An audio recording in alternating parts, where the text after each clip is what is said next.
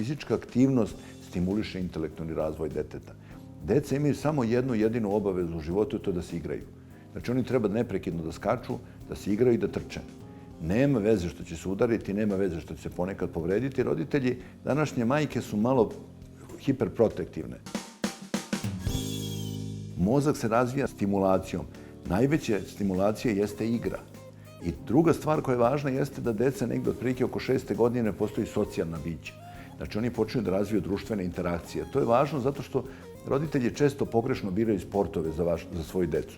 Pa upisuju decu od 3-4 godine, upisuju na košarku, fudbal i tako dalje. To je potpuno besmisleno.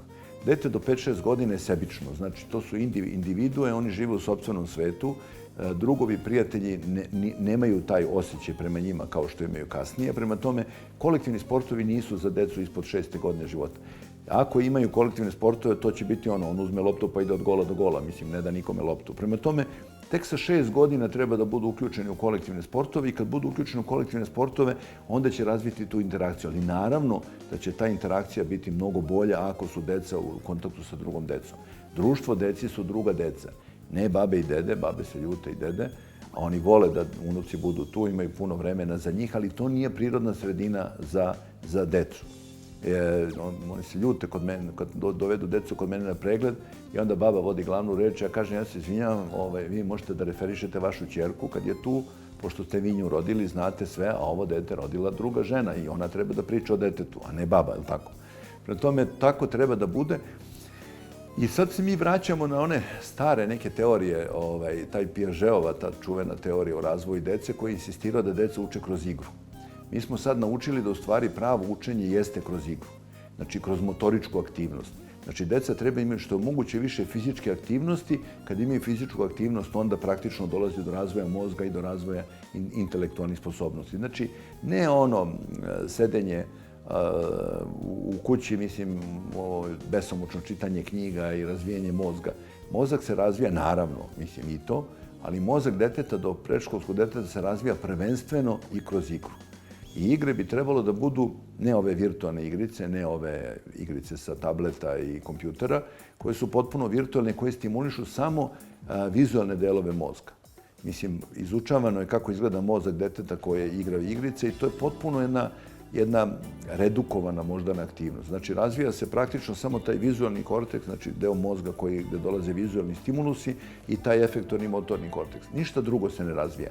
Dete koje se igra sa drugarima, koje izmišljaju neke igrice, priče svoje sopstvene, one angažuju raznorazne delove mozga i to je ono što u stvari njima treba. Prema tome, decu treba voditi u igraonice, treba ih voditi u obdaništa, a može da odigraju poneku igricu, naravno, ali ne preterivati, apsolutno ne. Doktore, šta mislite, kojim sportom da se dete bavi predškolskog uzrasta?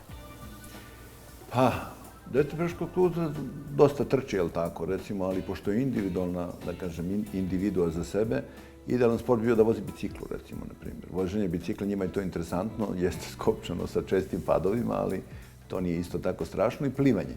Plivanje spada među sportove koji su vjerojatno najkorisniji sportovi uopšte, zato što opterećuje ravnomerno potpuno sve grupe mišića, a istovremeno se uči i disanje.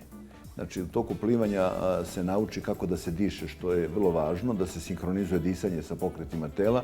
Prema tome, to je takozvani najbolji aerobni napor. Mi ne volimo te anaerobne napore. Napore teške u kojima mišići ne dobijaju dovoljno kiseonika, pa se stvaraju ti derivati mlečne kiseline i tako dalje, nego napori treba budu takvi da se koristi dovoljno kiseonika u mišićima. Recimo, na primjer, školsko dete već može da bude na nekim kolektivnim sportovima. Mislim, tu već počinje interesovanje za fudbal, košarku i tako dalje i tako dalje. Ja ne preporučujem te teretane, sad jako moderno teretane, dižu se tegovi i te teške napore. Ima više razloga. Jako to je onako, kako bih rekao, u domenu da ne vole to, ne vole ljudi, mnogo se priča o tome, to je opet sad industrija teretana i tih trenera i tako dalje i tako dalje. Imamo dosta dokaza da oni koji se bave ekstremnim, da kažem, naporima, imaju hipertrofiju srčanog mišića. I vi vidite s vremena na vreme da neki vrhunski sportista padne mrtav na terenu i tako dalje, čak i neki klinci. To je posljedica hipertrofije srčanog mišića. I hipertrofija nijednog organa nikad nije dobra, pa ni srčanog mišića, naravno, jer će na duge staze to dovesti do smanjivanja funkcije. Prema tome, to je obavezno. Kasnije u životu odrasli ljudi se mnogo malo bave fizičkom aktivnošću. Ne morate vi da trenirate ništa, dovoljno šetate. Znači, brza šetnja je sasvim dovoljna. Oni kažu, Amerikanci kažu 6 sati nedeljno brza šetnja. Ima svako na mobilnom telefonu ni 10.000 koraka. 10.000 koraka ne možete stalno, ali bar 5-6 hiljada napravite. 5-6 hiljada koraka je sasvim dovoljna fizička aktivnost da se održite u kondiciji nekoj. Jer fizička aktivnost je glavna mera prevencije svih bolesti koje postoje. To da znate. Znači, ne postoji bolest na koju fizička aktivnost ne deluje ovog. Već klasika, naravno, šećerna bolest. Mišići koriste šećer direktno, glukozu koriste bez insulina. Prema tome, to je već klasičan primjer. Ali praktično za sve bolesti je šetnja odlična stvar. Prema tome, nema neke velike filozofije u zdravom detinjstvu. Zdravo detinjstvo treba da bude detinjstvo koje je u igri, tako, najvećim delom igru, učenje kroz igru, interakcije sa drugim roditeljima i kvalitetna ishrana.